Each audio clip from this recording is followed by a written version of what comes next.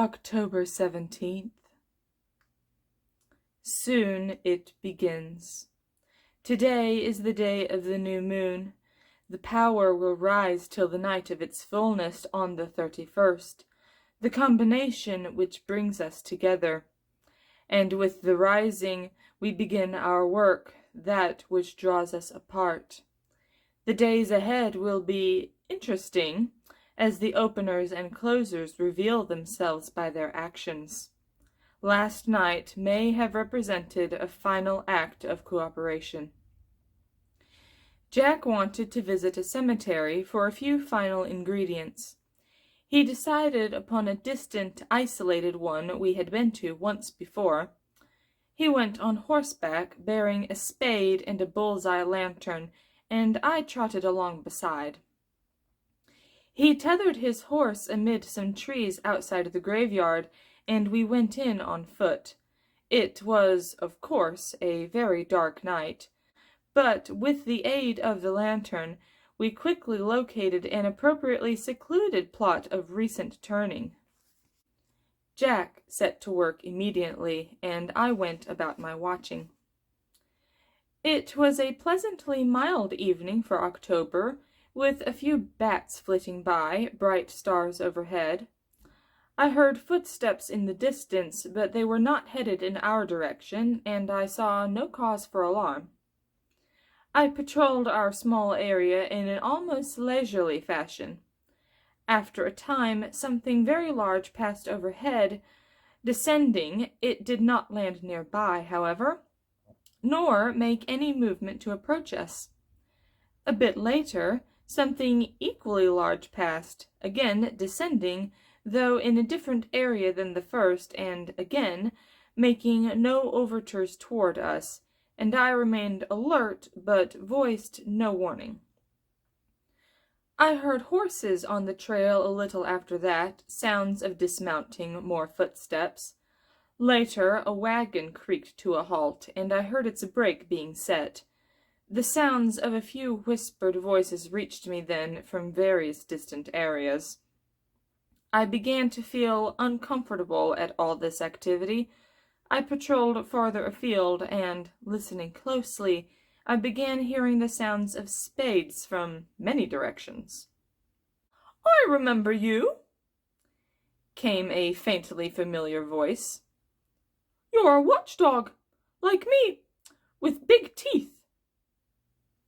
It was the graveyard dog, making his rounds. "Evening," I said. Yes, I recall. Seems to be a lot of activity all of a sudden." "Too much," he replied. "I'm not sure I care to give the alarm. I might get mobbed. After all, everybody here is dead, so who cares? They won't complain. The older I get, the more conservative I feel. I'm just not much into heavy action these days. I do wish everybody'd fill up their holes neatly, though, afterwards. Maybe you could pass the word along?" "I don't know," I said. "I don't know who all's out there. It's not like a trade union, you know, with operating rules and policies. We usually just get the work done as efficiently as possible and get the hell out." "Well, it would be nice if you cleaned up after yourselves. Less trouble for me." "I'm afraid I can only speak for the master, but he's usually quite neat in these matters. Maybe you'd better approach a few of the others yourself." "I'm inclined to just let it go by," he said. "Too bad." We strolled around a bit together then. Later, a voice very like McCabe's called out from down the hill. "Damn, I need a left femur, and this one ain't got one." "Left femur, you say? I've one right here I ain't using.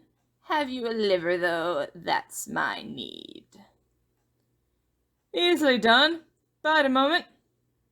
There. Trade." "You have it. Catch." "Fair enough. Here's your liver. Got it. Hey, while you're about it, do you have your skull? Indeed I do. What'll you give? What do you need? Finger bones. Done. I'll tie 'em together with a piece of twine. Here's your skull. Got it. Yours will be along shortly. Has anyone the broken vertebrae of a hanged man? I've some mashed ones here. Dunno how they got that way, though. Perhaps they'll do. Send them along, please. Oh, yes, I can work with these. What'll you have for them? They're on the house. I'm done. Night. There followed the sounds of rapidly retreating footfalls. See, the old dog said. He didn't fill it in. I'm sorry. I'll be kicking up dirt all night. I'm afraid I can't help you. I've got my own job to see to. Eyeballs, anyone? Over here. One of them, please. I'll have the other. Either of you got a couple of floating ribs or a pair of kidneys? Down here on the kidneys, and I'm in need of a patella. What's that? Knee bone. Oh, no problem.